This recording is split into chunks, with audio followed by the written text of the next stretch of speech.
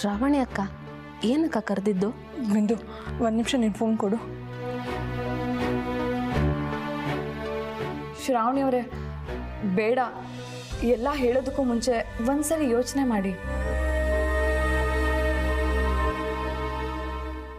ಒಂದು ಕಡೆ ಆದ್ಯ life important, ಇನ್ನೊಂದು ಕಡೆ ಅಭಿ ಲೈಫ್ ಕೂಡ ಇಂಪಾರ್ಟೆಂಟ್ ನನಗೆ. ಇವಾಗ ನಾನೇನಾದರೂ ಸೈಲೆಂಟ್ ಆಗಿದ್ರೆ ತಪ್ಪು ಮಾಡ್ದಂಗೆ ಆಗುತ್ತೆ. ಆದ್ಯ ಲೈಫ್ ಸೇವ್ ಆಗಿದೆ ಅಲ್ವಾ, ಇನ್ನು ನಿಮ್ಮ ಲೈಫ್ ಸೇವ್ ಮಾಡ್ಕೊಳ್ಳಿ. ಅಭಿಗ್ ವಿಷಯ ಗೊತ್ತಾದ್ರೆ ನಿಮ್ಮ ಮೇಲೆ ಕೋಪ ಮಾಡ್ಕೋತಾನೆ. ಪರವಾಗಿಲ್ಲ, ಇವಾಗ ಆಗಿರೋದೇ ಒಂದು ತಪ್ಪು, ಅದನ್ನು ಮುಚ್ಚಿಟ್ಟು ನೀನೊಂದು ತಪ್ಪು ಮಾಡೋದಕ್ಕೆ ನಾನು ರೆಡಿ ಇಲ್ಲ. ಇಷ್ಟೆಲ್ಲ ಆದಮೇಲೆ ಅಭಿಗೆ ನಾನು ಏನೂ ಹೇಳಿಲ್ಲ ಅಂದರೆ ದ್ರೋಹ ಮಾಡ್ದಂಗಾಗುತ್ತೆ. ನಾನು ಅಭಿಗೆಲ್ಲ ವಿಷಯ ಹೇಳ್ತೀನಿ ಆಗಿದ್ದಾಗಲಿ.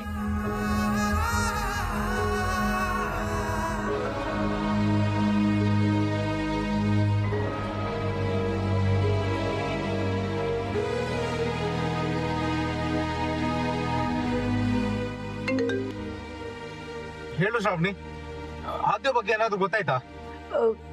ಅದು ಅಭಿ, ನಾನು ನಿನ್ನ ಹತ್ರ ಮಾತಾಡಬೇಕು. ಹಾ ಹೇಳು ಶ್ರಾವಣಿ. ಅಭಿ, ನಾನು ನಿನ್ನ ಹತ್ರ ಕ್ಷಮೆ ಕೇಳೋದಕ್ಕೆ ಫೋನ್ ಮಾಡಿದೆ ಅಭಿ.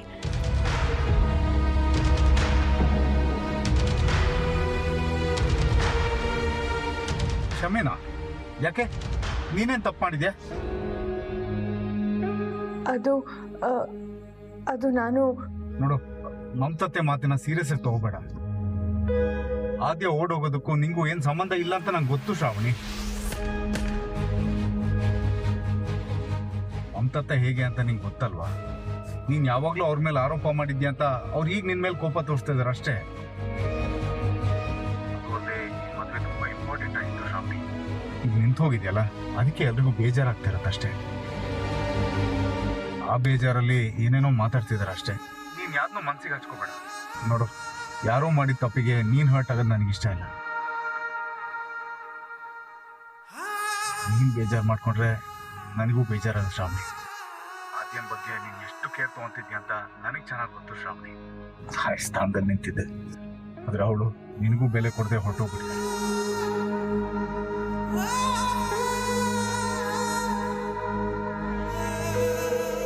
ನೀನೇನು ಯೋಚನೆ ಮಾಡಬೇಡ. ಆದ್ಯ ಎಲ್ಲೇ ಇದ್ರು ನಾನು ಕರ್ಕೊಂಡ್ಬರ್ತೀನಿ. ಅವಳನ್ನ ವಿಕ್ಕಿಗೆ ಮದುವೆ ಮಾಡಿಸ್ತೀನಿ.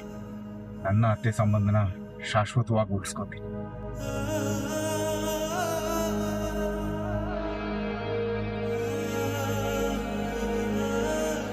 ಇಡೀ ಫ್ಯಾಮಿಲಿ ಬೇಜಾರಲ್ಲಿದ್ದಾರೆ ಶ್ರಾವಣಿ. ಪ್ಲೀಸ್ ಹೇಗಾದ್ರೂ ಮಾಡಿ ನೀನು ಸಮಾಧಾನ ಮಾಡು.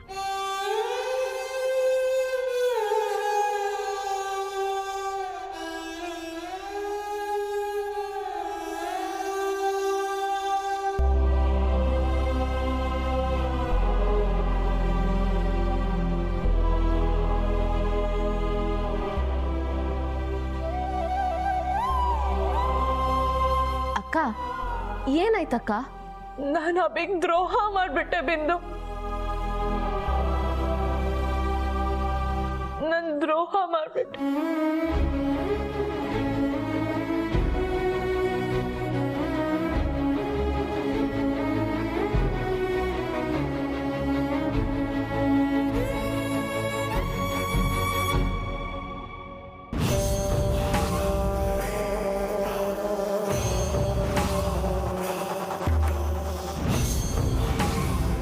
ಅಂತೂ ಅನ್ಕೊಂಡಿದ್ದು ಸಾಧಿಸ್ಬಿಟ್ಲು ಆ ಶ್ರಾವಣಿ, ಗೆದ್ಬಿಟ್ಲು.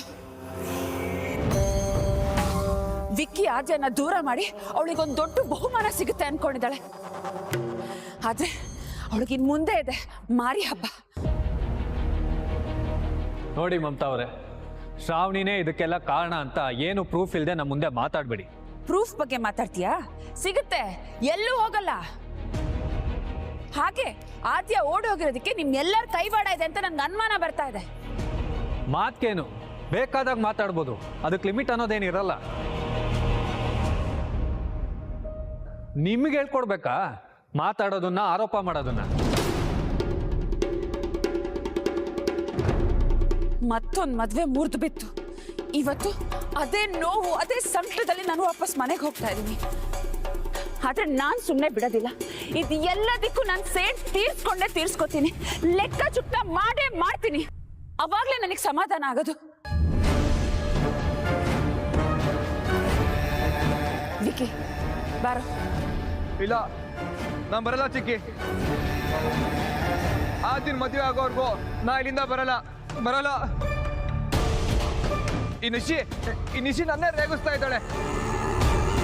ನಾನೇನು ಅಂತ ಅವಳಿಗೆ ಅರ್ಥ ಮಾಡಿಸ್ಬೇಕು. ನಾನು ಬರಲ್ಲ ಚಿಕ್ಕಿ. ಏಯ್ ವಿಕ್ಕಿ, ನೀನು ಆದ್ಯನ ಕಂಟ್ರೋಲ್ ಇಟ್ಕೊಳಕ್ಕಾಗದೆ ಇವಾಗ ಬರಲ್ಲ ಅಂದ್ರೆ ಏನು ಪ್ರಯೋಜನ? ಬೇಬಿಡಾಲ್ ಅಂತ ತಲೆ ಮೇಲೆ ಕೂರಿಸ್ಕೊಂಡೆ. ಇವಾಗ ನೋಡು ಓಡೋಗಿದ್ದಾಳೆ. ಮಿಸ್ಟರ್, ಒಂದ್ ಹುಡುಗಿ ಬಗ್ಗೆ ಮಾತಾಡ್ಬೇಕಾದ್ರೆ ನಾಲ್ಗೆ ಮೇಲೆ ನಿಗಾ ಇರ್ಲಿ. ತಾವಿಲ್ಲಿ ತಮಾಷೆ ಮಾಡ್ಕೊಂಡು ನಿಂತ್ಕೊಳ್ಳೋ ಬದಲಿಗೆ ದಯವಿಟ್ಟು ಹೊರಡ್ಬೋದು.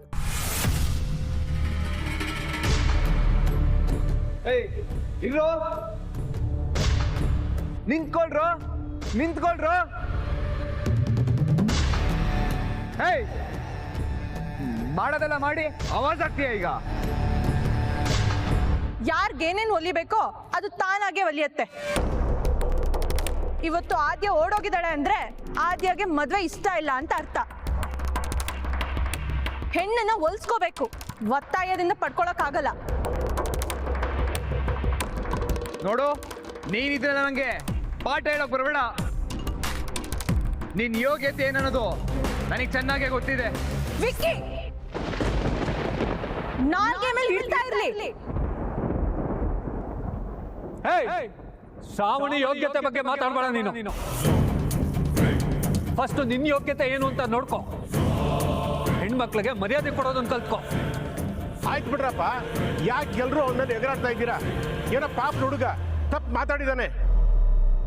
ಲೋ ವಿಕ್ಕಿ, ಬಾರೋ ನೀನು. ನಿನ್ ದಮ್ಮಯ್ಯ ಅಂತೀನಿ, ಬಾರೋ ನೀನು. ಇಲ್ಲ, ನಾನು ಬರಲ್ಲಪ್ಪ.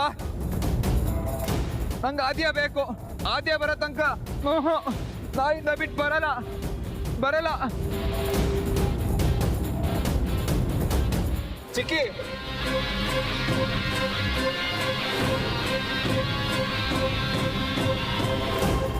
ರೆಡಿ, ಹೋಗೋಣ.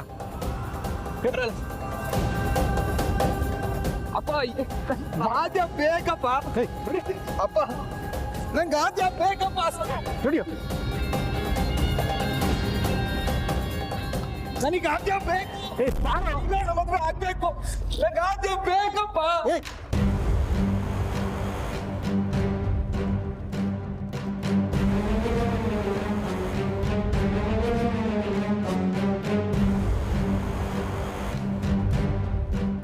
ಶ್ರಾವಣಿ ಮೇಡಮ್, ಆದ್ಯ ಮೇಡಮ್ ಓಡೋಗಿದ್ದೆ ಒಳ್ಳೇದಾಯ್ತು ಬಿಡಿ. ಆ ಬಫುಲ್ನ ಮದುವೆ ಆಗೋಕ್ಕಿಂತ ಎಲ್ಲೋ ಒಂದು ಕಡೆ ಚೆನ್ನಾಗಿರ್ಲಿ.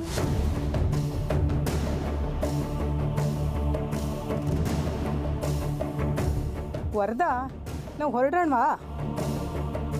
ನಾನ್ ಬರಲ್ಲ ಅಮ್ಮ. ಮತ್ತೇನೇ ನಿಂದು? ಇಲ್ಲೇ ಇದ್ದು ಕಿತಾಪತಿ ಮಾಡಬೇಕು ಅಂತನಾ? ಇಲ್ಲಿ ಜಗಳ ಮಾಡೋಕ್ಕೆ, ಚುಚ್ಚು ಮಾತಾಡೋಕೆ, ಕೇಳೋಕ್ಕೆ ಯಾರೂ ಇಲ್ಲ. ನಡಿ, ಮನೆಗೆ ಹೋಗೋಣ. ಇಲ್ಲಮ್ಮ, ನಾನು ಶ್ರಾವಣಿ ಅಕ್ಕನ ಜೊತೆ ಅವ್ರ ಮನೆಗೆ ಹೋಗ್ತೀನಿ. ಅಲ್ಲಿ ಏನ್ ನಡೆಯುತ್ತೆ ಅಂತ ನಾನು ನೋಡ್ಬೇಕು. ನಿಶಿ, ನಿನ್ನ ತಲೆ ಕೆಟ್ಟಿದೆ ಅನ್ಸುತ್ತೆ. ಅಕ್ಕನ ಮನೆಗಲ್ಲ, ನಿನಗೆ ಹುಚ್ಚಾಸ್ಪತ್ರೆ ಕರ್ಕೊಂಡು ಹೋಗ್ತೀನಿ. ಬಾ ಅಂದ್ರೆ ಬರಬೇಕು ಅಷ್ಟೇನೆ.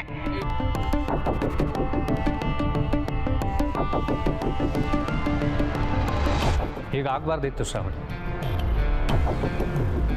ಆದ್ರೆ ಏನು ಮಾಡೋದು, ಆಗೋಗಿದೆ. ಆದರೆ ಇವರೆಲ್ಲ ನಿನ್ನ ಮೇಲೆ ಆರೋಪ ಮಾಡೋದು ನಮ್ಮ ಕೈಲಿ ನೋಡೋದಕ್ಕೆ ಆಗ್ತಿಲ್ಲಮ್ಮ. ನಿಂದೇನು ತಪ್ಪಿಲ್ಲ ಅಂತ ನಮಗೆ ಗೊತ್ತಮ್ಮ. ಹುಡುಗಿ ಕಲ್ಯಾಣ ಮಂಟಪದಿಂದ ಓಡೋಗೋ ಮಟ್ಟಿಗೆ ನೀನು ತಲೆ ಕೆಡಿಸ್ತೀಯ ಅಂತ ನಾವು ಯಾರೂ ನಂಬಲ್ಲ. ಇದಕ್ಕೆಲ್ಲ ಆದ್ಯನೇ ಬಂದು ಉತ್ತರ ಕೊಡಬೇಕು. ಅಕ್ಕ, ಏನೇ ಆದರೂ ನೀವು ಧೈರ್ಯ ಕಳ್ಕೊಳ್ಬೇಡಿ. ಆಗೋದೆಲ್ಲ ಒಳ್ಳೇದಕ್ಕೆ ಅಂತ ಅನ್ಕೊಳ್ಳಿ.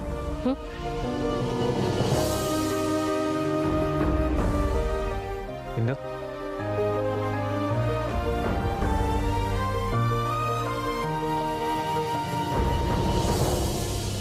ಇದು ತಪ್ಪು. ಏನು ಮಾಡ್ತಿದ್ದಾರೆ ನೀವಿಬ್ರು? ಇದನ್ನ ನಾನು ಒಪ್ಪಲ್ಲ. ಸರ್, ಇಷ್ಟೆಲ್ಲ ಸಹಾಯ ಮಾಡಿ ಈಗ ಈ ರೀತಿ ಹೇಳಿದ್ರೆ ಹೇಗೆ ಸರ್? ಸರ್, ನಮ್ಮಿಬ್ಬರಿಂದ ಏನಾದ್ರು ತಪ್ಪಾಗಿದೆಯಾ? ತಾಳಿ ಕಟ್ಟೋಕ್ಕಿಂತ ಮುಂಚೆ ಶಾಸ್ತ್ರಗಳನ್ನ ಕಂಪ್ಲೀಟ್ ಮಾಡಲ್ವಾ?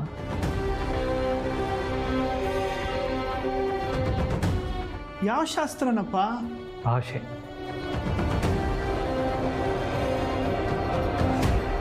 ಒಬ್ರಿಗೊಬ್ರು ಮಾತು ಕೊಡೋದು. ಇವಾಗ ಇಬ್ಬರು ದೇವ್ರ ಮುಂದೆ ಇದ್ದಾರೆ, ದೇವ್ ಸಾಕ್ಷಿಯಾಗಿ ಒಬ್ರಿಗೊಬ್ರು ಮಾತು ಕೊಟ್ಕೊಳ್ಳೋದು. ಅದೆಲ್ಲ ತಾಳಿ ಕಟ್ಟಿದ ಮೇಲೆ ತಾನೇ ಆಗಬೇಕು. ಇವ್ರ ವಿಷಯದಲ್ಲಿ ತಾಳಿ ಕಟ್ಟೋಕ್ಕಿಂತ ಮುಂಚೆನೇ ನಡೀಲಿ, ಅದು ನನ್ನ ಆಸೆ. ಅಳಿಯ ಅಲ್ಲ ಮಗಳ ಗಂಡ ಅನ್ನೋಂಗಾಯ್ತು.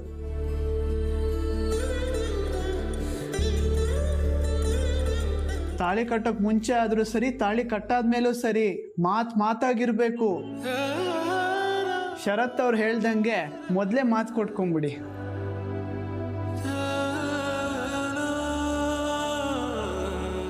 ಎಷ್ಟೇ ಕಷ್ಟ ಬಂದ್ರು ನಾನು ಅಮ್ಮೆಯವ್ರ ಜೊತೆ ನಿಲ್ತೀನಿ. ಆದ್ಯ ಅವ್ರನ್ನ ನಾನು ಕೊನೆವರೆಗೂ ಚೆನ್ನಾಗಿ ನೋಡ್ಕೊಂತೀನಿ.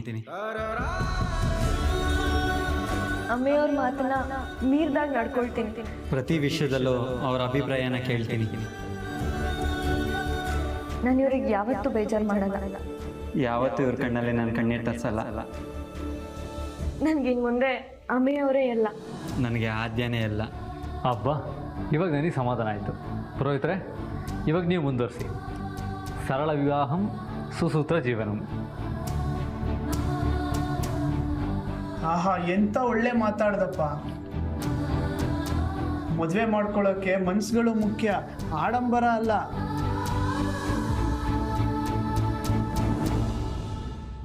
ಮುಹೂರ್ತ ಮೀರೋಗತ್ತೆ, ತಾಳಿ ಕಟ್ಟಿ.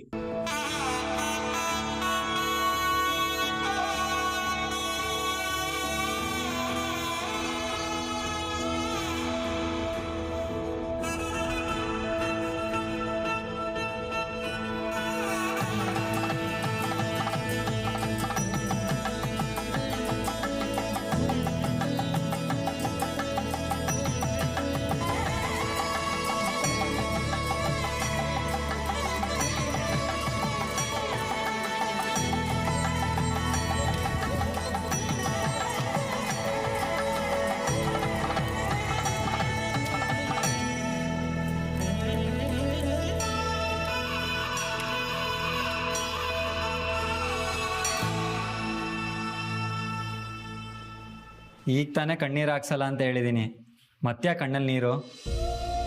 ಈ ಕಣ್ಣೀರು ದುಃಖಕ್ಕಲ್ಲ ಅಮ್ಮಯ್ಯ, ಖುಷಿಗಿದು.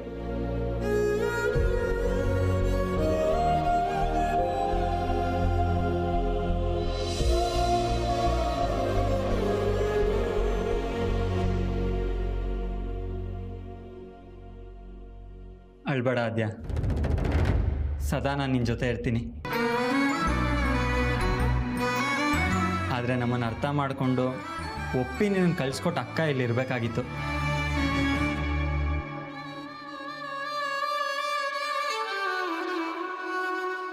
ಅವಳು ಈ ಮದುವೆನ ನೋಡಬೇಕಾಗಿತ್ತು.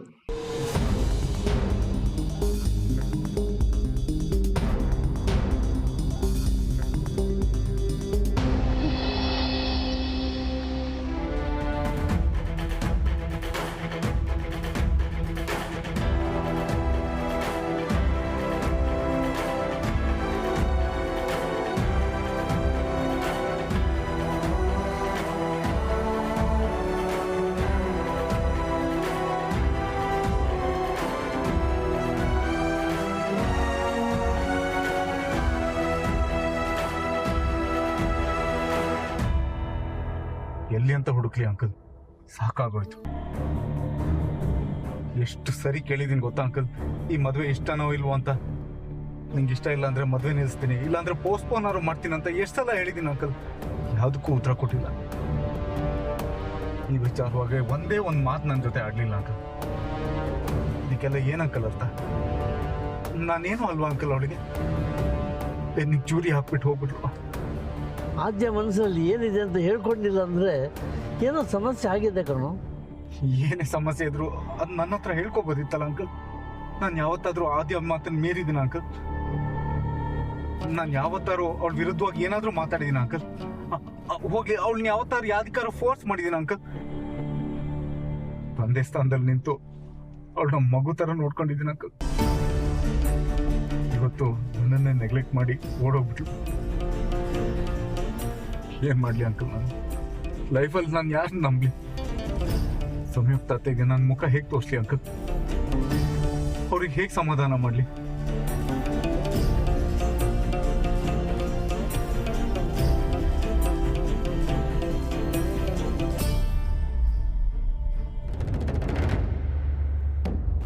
ಬಿಡು ಡ್ಯಾಡ್, ನಾನು ಎಲ್ಲೂ ಬರಲ್ಲ, ಬಿಡು ಡ್ಯಾಡ್.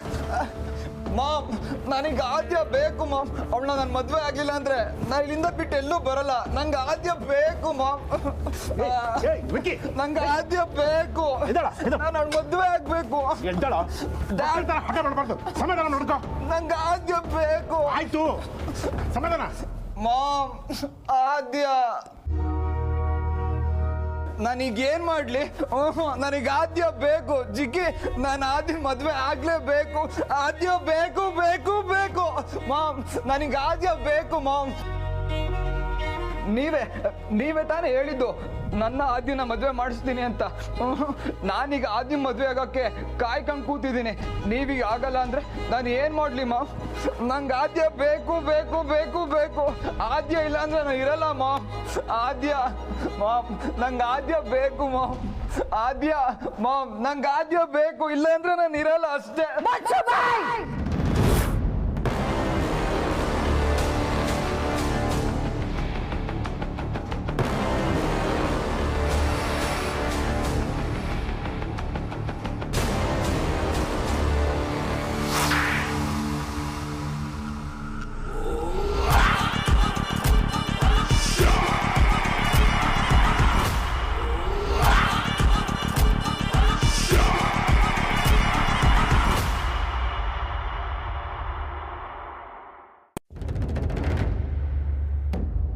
ಮದುವೆ ಗಂಡು ಥರ ಇರೋ ಅಂದರೆ ಬಫೂನ್ ಥರ ಇರ್ತೀಯ. ಹುಡುಗಿರು ನಿನ್ನ ಹತ್ರ ಬರೋ ಥರ ನಡ್ಕೋಬೇಕು. ನಿನ್ನ ನೋಡಿದ್ರೆ ದೂರ ಓಡ್ ಹೋಗೋ ಥರ ಅಲ್ಲ. ಇವತ್ತು ಆದ್ಯ ಇಲ್ಲಿಂದ ಓಡ್ ಹೋಗಿದ್ದಾಳೆ ಅಂದರೆ ಅದಕ್ಕೆ ಕಾರಣ ಯಾರು ಹೇಳು? ನೀನು. ಒಂದು ಹೆಣ್ಣಿನ ಜೊತೆ ಹೇಗೆ ನಡ್ಕೋಬೇಕು, ಹೇಗೆ ಹೊಲಿಸ್ಕೋಬೇಕು ಅಂತಾನೆ ಗೊತ್ತಿಲ್ಲ ಅಂದಮೇಲೆ ನಿನ್ನಂಥ ಗಂಡಸ್ಗೆ ಮದುವೆ ಹಾಕೋಬೇಕು. ಚಿಕ್ಕಿ ಚಿಕ್ಕಿ ಅಮ್ಮನ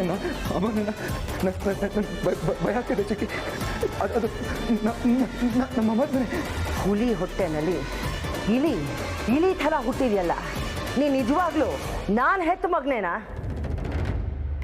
ನೀನು ಕೊಂದ್ರು ಪಾಪ ಬರಲ್ಲ ನನಗೆ. ಇಲ್ಲ ಇಲ್ಲ,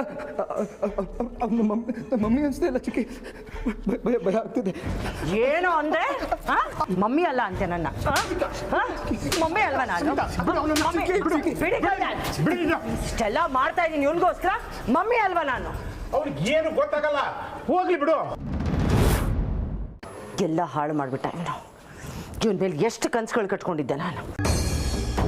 ನನ್ನ ಕನ್ಸುಗಳೆಲ್ಲ ನುಚ್ಚು ದೂರ ಆಗೋಯ್ತು.